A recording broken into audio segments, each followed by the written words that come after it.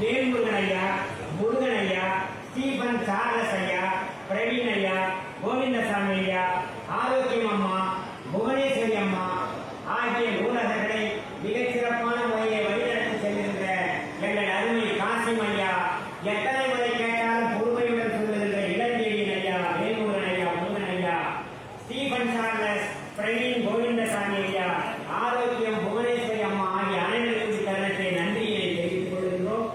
அதை போலவே இங்கே எனக்கு அளிக்கப்பட்டிருக்கின்ற இந்த தலைப்பானது வாசகனாக வழிநடத்தும் வாசகம் என்ற தலைப்பாகும். என்னுடன் கௌரவப்படுத்த வந்திருக்கக்கூடியவர்கள் மிகச்சிறந்த கவிஞர்கள். அவருடைய கவிதைகளை நான் இத்தருணத்திலே அவர்கள் கௌரவப்படுத்துகின்ற நிலையில் இருப்பதனால் அவருடைய கவிதைகளை நான் இத்தருணத்திலே என கழித்த நேரத்திலே நான் வாசிக்கின்றேன். நீங்கள் ரசித்து கை கட்டுமாறு உங்களை கேட்டுக்கொள்கின்றேன். இப்பொழுது வருவது மா ஐயப்பன் அவருடைய புது கவிதை நூலகத்தை பற்றி. வணக்கம். வாசிப்பது மா ஐயப்பனுடைய கவிதை. அருமையான கவிதை. பாட வாய்ப்பளித்த புத்தகமே, நான் பாட நினைக்கின்றேன் ஒரு கவிதை. பாட என்றால் பூ போட்டு வணங்குகின்றேன் உன்னை. குரல் தந்த புலவனே, என் பூர்வகுடி பாட்டனே, பிறப்போக்கும் எல்லா உயிர்க்கும் என்று ஈரடியில் தந்த உன் திருவடி என்றும் திருக்குறள் அடியே. உலக நூலகத்தின் ஒற்றை வாசகன், சுதந்திரம், சமத்துவம், சகோதரத்துவம் கற்ற வாசகன். ஒற்றை வாசகன் தான், அவனுக்கு பின்புதான் மற்ற வாசகன். முத்தமிழால் காட்டிட்ட எங்கள் முதல்வரே, வித்தக கலைஞரின் சாரமே, சங்க தமிழால் உன்னை பாராட்டி புறநானூற்று பாடலால் உனக்கு சாமரங்கள் வீசி வணக்கம் செய்வோம். புத்தகமே, உன் பக்கங்களை ஒவ்வொன்றாய் பார்க்கின்றேன். மா ஐயப்பன் எழுதிய கவிதை. வாசகனாக என்னை உருவாக்கிய எழுத்துக்களில் இதுவும் ஒன்று. கீழடியில் ஆழத்தில் என் தொல்சீர் மொழியின் துல்லியம்.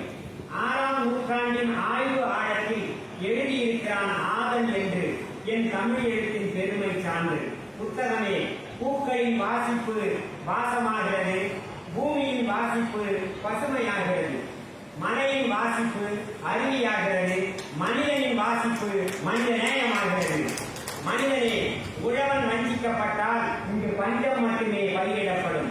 மனிதா, நீ ஒரு களிமண், உன்னை எப்படியும் செய்துவிடலாம் ஒரு பொம்மையை போல். புத்தகமே, 8 தொகை தருகிறாய், 10 பாட்டும் தருகிறாய், கொஞ்சம் குறுந்தொகை தருகிறாய், நிறைய நெடுந்தொகையும் தருகிறாய். புத்தகமே, தீண்டாமை உன்னை தீண்டாது, உன்னை தீண்டாதவனை உலாது சீண்டாது.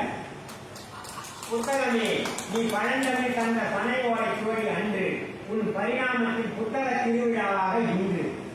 அமர்ந்திருக்கும் புத்தகங்களே, நின்றிருக்கும் புத்தகங்களே, சாய்ந்திருக்கும் புத்தகங்களே, உங்கள் வாழ்க்கையை நிம்மதி செய்வதும் புத்தகங்களே.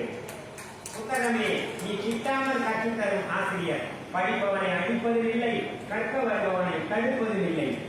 கூழோ கஞ்சியோ குடிக்கும் மக்களே, புத்தகம் நானும் தான் மரக்கூழால் ஆகி வந்தேன், உன் மடிக்கு வந்தேன் புத்தகமாக.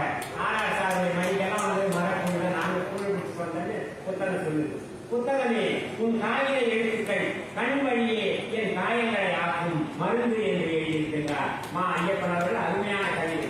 இப்பொழுது இந்த கவிதையை